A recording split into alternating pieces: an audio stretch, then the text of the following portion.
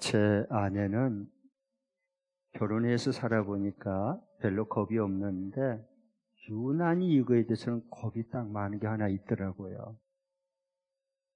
맹수는 겁을 안 내요. 그런데 물을 무서워해요. 험하 깊은 물을 보면 들어가려고 하지 않아요. 길겁을 합니다. 그래서 왜 그렇게 물을 무서워하느냐 그랬더니 어렸을 때 사연이 있어요. 어렸을 때 어머니를 따라서 칸데카로 빨래하는 어머니를 따라갔어요. 그런데 그만 발을 잘못 디뎌가지고 아내가 물에 풍덩 빠져서 떠내려갔습니다. 어린아이 때에. 그때 마침 살려고 지나간 아저씨가 그걸 꼭 풍덩 들어가서 그 아내를 건져내서 겨우 살아났어요. 이게 트라우마가 된 거예요. 그래서 깊은 물만 가게 되면 워터파크 가면 즐겁게 얼마나 깊은 물에서 즐기면 얼마나 좋은데 안 들어가려는 거야. 무서우니까. 또 물에 빠질까 봐서요. 그렇게 됐어요. 그래서 제가 이제 한 번은 안식 올 때인데요. 풀장으로 일부러 시간을 내서 같이 갔습니다. 수영을 가르쳐야 되겠다. 만약에 이 기쁨, 이 수영을 하는 기쁨이 얼마나 큰지 모르고 자유함이 나오거든요. 그 물에 대한 두려움이 있기 때문에 그걸 벗어날 수 있고 자유를 즐길 수 있는 것을 어떻게 남편으로서 도와줄 수 있을까 해서 안식 올 때 시간을 내서 풀장으로 가서 제가 수영을 같이 들어가니까 아예 들어오지 않으려고 그래요. 못한다고, 난 못한다고, 겁난다고. 괜찮다고, 남편을 믿어라. 네. 나는 남의 편 남편이 아니다. 당신 편이다. 그러니까 나를 믿어라. 그래서 내가 하라는 대로 말하라 그랬어요. 그래서 이렇게 해라. 처음에 물을 무서워하지 말고 하고 큰 심호흡을 한 다음에 코를 막고 가만히 있어라. 물이로. 그리고 쫙 깔아앉았다가 뜯다 몸이 떠. 진짜 그러냐? 한번 해봐라. 왜 몸이 뜹니까? 부력이라고 하는 게 있잖아요. 부력 때문에 뜨게 돼 있어요. 움직이지 않으면. 가만히 잠시 있으면. 처음 아무 수용도 못 하는데 그런다고 막 물 먹을까 봐 겁나고 막 헤엄치면요. 물 먹고 깔아앉아 버립니다. 가만히 있으면 떠요. 그래서 10초를 쉬어라. 그래서 네. 하나, 둘, 셋, 일곱, 여덟, 아홉, 열, 팍 하고 또 일어났어요. 그리고 몸이 뜨는 거예요. 그렇게 해서 연습시키고 난 다음에 그 다음에 조금 되니까 조금 이렇게 팔을 앞쪽으로 내고 발을 이렇게 첨벙 해봐라. 그러니까 앞으로 나가는 거예요. 나중에 10m 이상 나갔습니다. 그러고 난 다음에 또 수영장 언제 가느냐, 풀장 언제 가느냐 또 그러더라고요. 자유함을 얻은 거예요. 그렇게 물을 무서워했던 아내가 말이에요. 그런데 그 원리가 뭘까요? 딱 하나예요. 잠시 숨을 들으신 다음에 가만히 멈춰야 돼요. 그래야 뜨는 겁니다. 여러분, 역도를 경기도 마찬가지인데요. 역도 영상에 보면 선수들 많이 봤죠? 우리나라는 장미란 선수가 올림픽 게임의 금메달리스트였습니다. 대단해요. 장미란 선수는 굉장히 신앙이 독실한 크리스찬입니다. 근데 이 장미란 선수를 우리가 봐둘 거예요. 다른 역도 선수들도 봐보죠. 영상을 할 때요. 처음에는 딱 했다가 딱! 그래서 여기까지 올려요. 가슴까지 바벨을 올립니다. 그 다음에 바로 올리지 않아요. 잠시 멈춥니다. 호흡을 가다듬고 온 힘을 다해서 이차라고 해서 들어올립니다. 잠시 멈춰야 올라가는 겁니다. 오늘 말씀도 하나님께서 이와 비슷한 말씀을 우리에게 해주고 계십니다. 특별히 10절을 보십시오. 다시 한번 읽습니다. 10절, 11절 시작. 너희는 잠깐 손을 멈추고 내가 하나님인 줄 알아라. 내가 문나라로부터 높임을 받는다. 내가 이 땅에서 높임을 받는다. 만군의 주님이 우리와 함께 계신다. 야곱의 하나님이 우리의 피난처시다. 셀라. 여기 보니까 10절에 하나님이 말씀했어요. 너희는 잠깐 손을 멈춰라. 이 개역개정판에는 너희들은 가만히 있으라 그랬어요. 잠깐 손을 멈춰야 돼요. 우리가 손이 너무 바빠, 너무 분주해. 그래서 너희는 손을 잠깐 멈춰라. 가만히 있어라. 내가 하나님인 줄 알게 되고 그러면 하나님이 높임을 받게 될 거다. 야곱의 하나님은 우리에게 뭐예요? 우리와 함께 계시기 때문에 그래요. 그러면서 셀라 그래요. 마지막 11절 하반절에 야곱의 하나님은 우리 위에 피난처시다. 셀라가 뭐냐 하면 이 히브리어를 이게 찬양할 때 음률인데요. 셀라는 높이라, 누구를? 하나님을 높이라는 뜻이고요. 또 반면에 이런 뜻이 있어요. 잠시 멈추고 생각하는 거예요. 잠시 쉼표예요. 음악도 쉼표가 있어야 선율이 살아나는 거예요. 냈다 부른다고 다 되는 거 아니에요. 잠시 쉬어야 될 때 쉬어야 되는 거예요. 아름다운 거기서 선율이 나오고 음악이 나오고 노래가 나온 거거든요.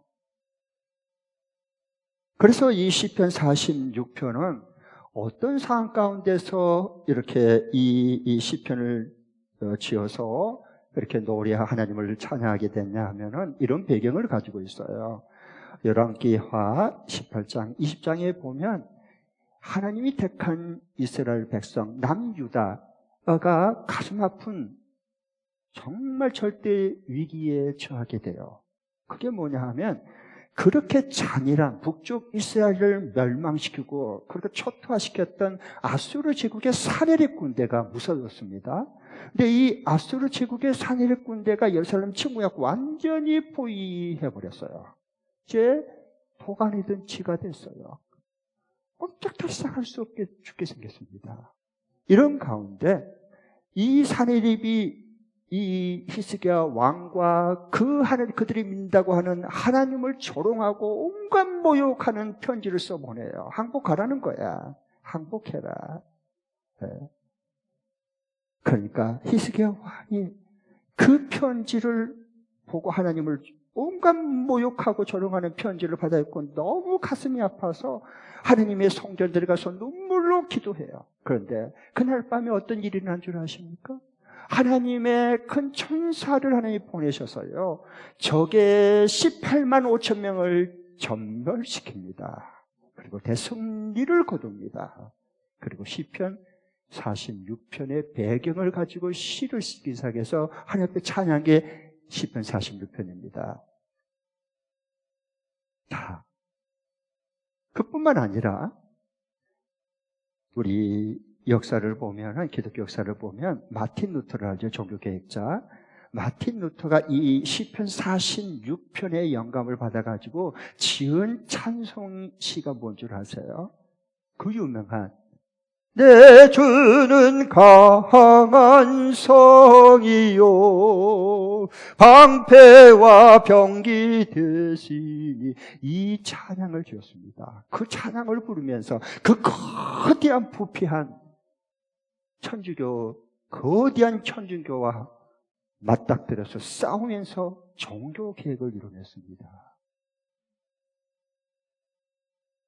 여러분, 이뿐만 아니라 구약 성경의 출애굽기에 보면은 14장에 이런 얘기가 나옵니다. 하나님께서 열재앙을 내려서 430년 동안 이집트 대제국의 노예 종살이로 살았던 불쌍한 하나님을 믿는 히브리 민족을 구원시킵니다. 출애굽시켰어요. 그리고 출애굽시키고 난 다음에 하나님이 파라오를 마음을 강팍하게 만듭니다. 그래서 저들을 어떻게 값싼 노동력, 제국의 모든 밑바닥에 그 모든 더러운 일들은 저들이 다 했는데 값싼 노동이 송두리째 민물처럼 빠져나가니까 어떻게 되겠어요? 그래서 다시 잡아와라. 그래서 파라오의 최정예 부대를 동원시켜서 출애굽에서 광야로 나간 저들을 잡으러 오고 있습니다. 뒤에서. 이스라엘 백성은 앞에는 홍해로 가로막았지, 뒤에서는 잡으러 오지, 양옆에는 높은 산으로 가로막혀 있지.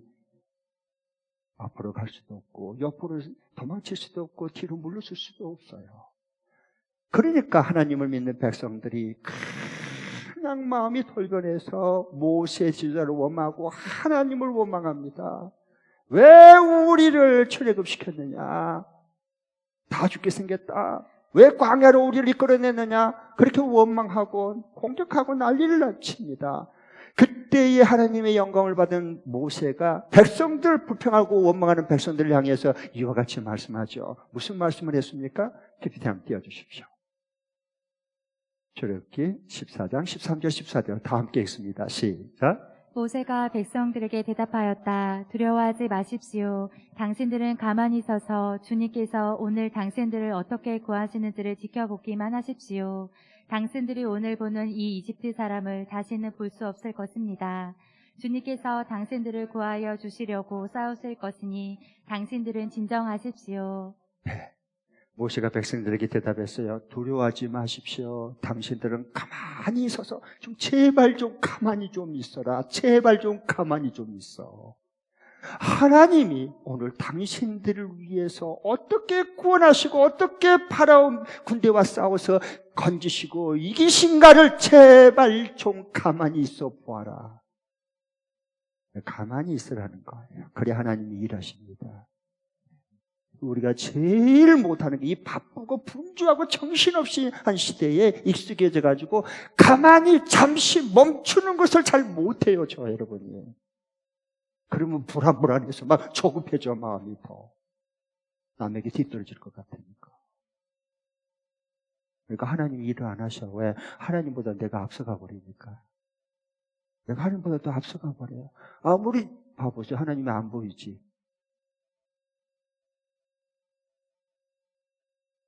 그래서 하나님은 가만히 제발 좀 있어라. 하나님이 우리를 위해서 어떻게 싸우시고 일하셔서 구원하는가를 눈을 떠서 좀 가만히 보아라. 이렇게 말씀하시죠. 여러분, 하나님 앞에 좀 가만히 머물러야 돼요. 그러는 총과 축복에 함께 할 수 있기를 바랍니다. 이 시대는 워낙 바쁘게 돌아가기 때문에 우리를 가만히 놔두지도 않아요. 그래서 같이 휩쓸려 가는 거예요. 떠내려가는 겁니다.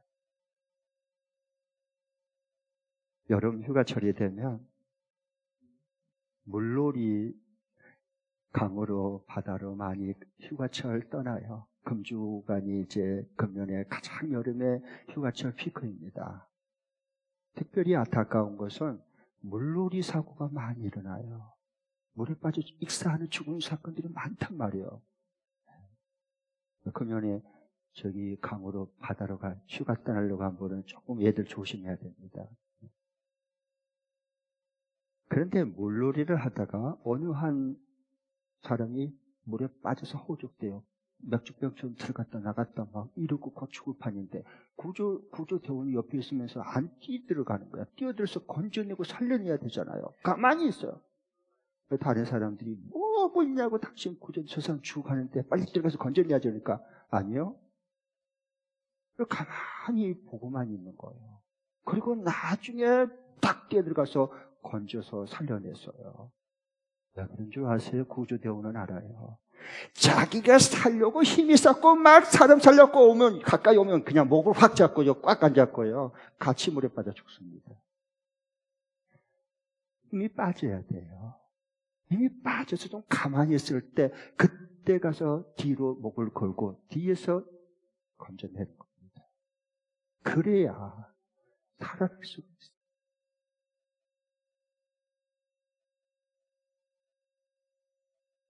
여러분, 십계명에 보면 제4계명이 뭐죠?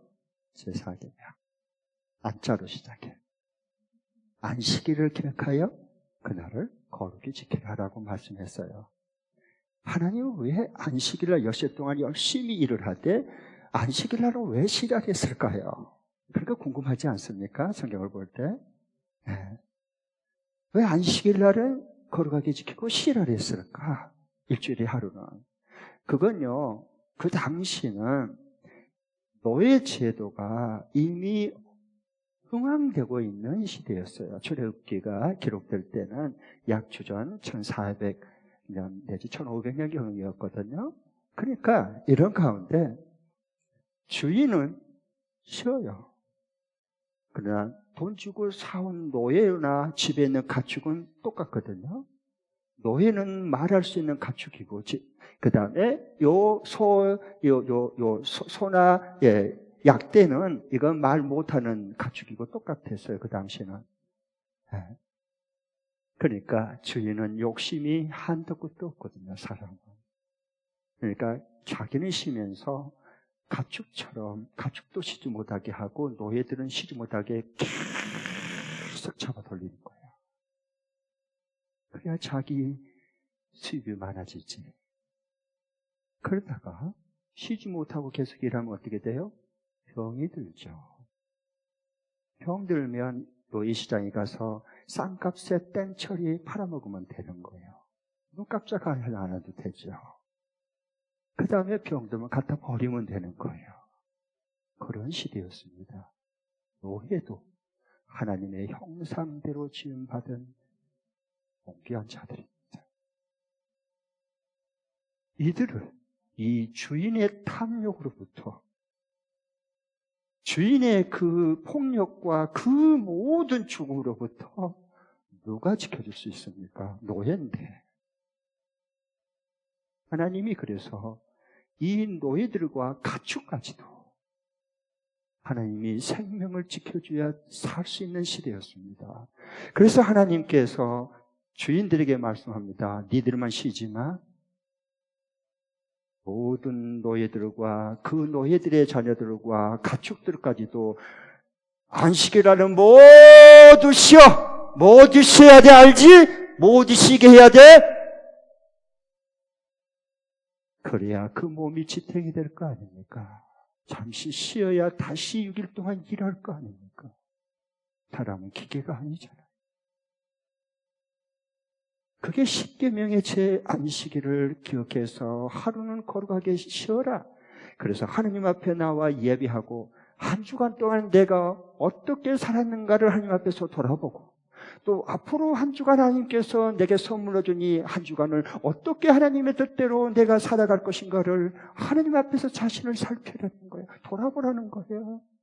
그래 정신없이 헛된 인생을 보내버리지 않는다는 거예요. 허비하지 않는다는 겁니다. 아니, 우리를 그렇게 사랑해서 이 말씀을 주신 거였어요. 잠시 쉬어라! 안식일이라.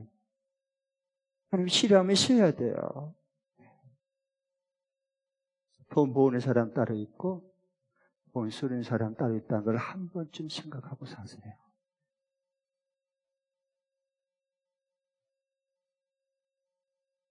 그래서 하나님께서 이렇게 또 주님 부활하신 거룩한 날 이렇게 하나님 앞에 나와서 예배하고 또 하나님 말씀을 받으면서 생명의 진리의 말씀으로 지난 한 주간 내가 어떻게 지냈는지 한번 돌아보고 또 앞으로 한 주간은 또 어떻게 내가 하나님 기뻐하고 주님과 동행하면서 살아갈 것인가를 내다보고 이게 예배요, 예배. 이 복된 예배의 자리에 있다는 게 얼마나 큰 축복이고 여러분 큰 은총입니까? 믿어주시면 아멘. 아멘. 믿어주시면 아멘. 아멘. 네. 그래서 하나님이 잠시 멈춰라 쉬어라 라고 말씀한 거예요. 자, 그러면 하나님의 한 주간 동안도 이제 하나님의 일하심을 경험하고 하나님께 영광을 돌리고 또 내 자신도 좀 재충전이 될 수 있는 방전이 되지 않고 재충전이 될 수 있는 잠시 멈출 줄 알려면 어떻게 해야 될까? 이번 주간에 이제 어떻게 살아야 될 것인가를 구체적으로 적용할 말씀 알려드리겠습니다. PPT 띄워주십시오. 다 같이 두 번 읽겠습니다. 시작. 바쁠수록 하나님보다 내가 앞서지 않도록 빨간 신호등 앞에 멈춰서 있을 때마다 내 삶도 잠시 멈추는 연습을 한다. 다시 한 번 더요. 바쁠수록 하나님보다 내가 앞서지 않도록 빨간 신호등 앞에 멈춰서 있을 때마다 내 삶도 잠시 멈추는 연습을 한다. 우리가 바쁘니까 잊어버려요. 예배 드릴 때 말씀 들어도 바쁘면 또 내일부터 시작되다 보면 정신없이 바쁘게 살다 보면 또 다 잊어버려요. 그럼 어떻게 하면 되느냐? 이렇게 하면 돼요. 오늘 적용 말씀처럼. 바쁘고 조급하고 이렇게 정신없이 막 살고 이렇게 할 때는 우리가 하나님보다 앞서 버릴 때가 많습니다. 그런 삶이 지쳐요, 지쳐요, 사람. 그러니까 하늘보다 앞서지 않도록 우리가 차 운전할 때 빨간 신호등, 여러 신호등을 만나죠? 그러면 다 잠시 그 앞에, 빨간 신호등 앞에 다 멈춰요. 그렇죠? 내가 횡단보도 건너갈 때 빨간 신호등이 있으면 걸어가더라도 그게 건너지 않아요. 그 앞에, 신호등 앞에 대기하면서 잠시 멈춰요. 그럴 때 기억하십시오. 그럴 때 무슨 생각하냐가 굉장히 중요해요. 잠시 멈추는 연습해야 돼요. 그래서 하나님의 뜻을 한번 생각해보고 내 자신이 올바로 가고 있는지 차 운전만 하지 말고 내 인생이 정말 올바로 내가 가고 있는지를 다시 한번 돌이켜보고 확인하고 잠시 멈춰야 여러분 사람이 그러더라고요. 제가 운전을 해보니까요. 저는 그걸 많이 활용하거든요. 빨간 신호등 앞에서. 빨간 신호등 때 잠시 멈추잖아요. 모든 차들이 옆에도 다 멈추잖아요. 그럴 때 처음에는 제가 운전할 때는 좀 불편했어요. 그냥 바쁠 때 특별히 시간이 바쁜데 빨간 신호등이 막 계속 걸리면 막 짜증이 날라 그러고 마음이 불편하더라고요. 왜 불편할까요? 내가 좀 빨리 이게 가서 만나야 되는데 사람을 이 빨간 신호등 때문에 계속 걸리고 한 번 신호등이 걸리면 계속 걸리거든요. 이 신호 체계가 그렇게 돼서 그래요. 그러면 이게 마음이 굉장히 불편하고 내가 가는 길을 자꾸 신호등이 막는다고 생각을 하니까 마음이 불편해질 수밖에 없더라고요. 근데 요즘 많이 달라졌어요. 빨간 신호등 앞에서. 그래서 빨간 신호등 앞에 있으면은 이제는 잠시 멈출 줄 아는 지혜가 있는 것 같아요. 네. 잠시 멈추면서 기한 멈출 거 뭐예요? 잠시 휴식을 갖는 거예요. 그리고 계기판을 확인해요. 차 계기판에 뭐가 좀 빨간 뭐가 들어온 건 없는지 한번 좀 다시 확인할 수 있고 또 그 운전대 좌측에 이렇게 우측에 보면 그 좀 먼지나 지저분한 거 있으면 좀 멈춰 있었으니까 이거 가지고 깨끗하게 좀 닦기도 하고 참 좋은 거예요. 그러니까 이런 게 멈추는 시간이 있으니까 이걸 내가 그렇게 할 수 있잖아요. 그리고 주변 경관도 이렇게 좀 둘러보고 저 집 참 좋다. 저 사람 참 열심히 살겠다. 주변의 동산도 보면서 참 경관이 아름답다. 이렇게 얼마나 좋아요. 이게 바로 멈출 줄 아는 지혜입니다. 그 결과로 하나님께 저에게 주신 축복이 있는데 두 가지가 보이지 않던 게 보이는 거예요. 두 가지가 보이게 해주셨어요. 하나는 새로운 것들이 보이는 거예요. 내가 막 악세다를 받고 막 불앙 하고 막 달릴 때는 보이지 않았던 게 빨간 시동 앞에 딱 멈췄을 때 새로운 게 보이기 시작했어요. 저기 있었나? 이거 새로운 게 보인 거거든요. 네. 그동안 놓쳤던 부분이죠. 그러니까 그렇게 해서 멈춰서야만 보이는 것이 있어요. 우리 인생도 마찬가지입니다. 멈춰서야만 그때서야 보이는 게 있어요. 그 다음에 두 번째로는 멈췄을 때 하나님의 음성이 들려요. 내가 막 바쁘게 하는 것보다 앞서가면 절대 예수 믿어도 하나님 음성 안 들립니다. 하나님의 임재 앞에 잠시 인생을 멈춰 설 수 있어야 돼요. 그럴 때 하나님의 음성이 들리기 시작해요. 그래서 내가 뭐가 소중하지?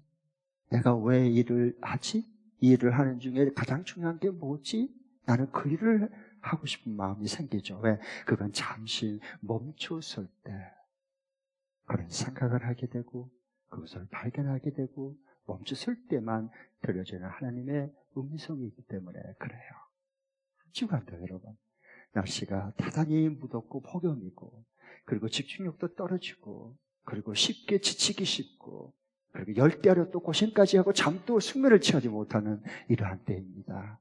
특별히 이러한 때에 하나님 오늘 주신 말씀과 같이 좀 바쁠수록 하나님보다 앞서지 않도록 빨간 시동 앞에 잠시 멈춰서고 한번 돌아볼 수 있고 자신을 살펴보고 싶고 주변에 하나님이 창조하신 아름다운 것을 보면서 감동도 감탄도 감사도 할 수 있는 귀한 여유가 생길 수 있기를 축복합니다. 아멘. 우리 다 같이 자리에 일어나셔서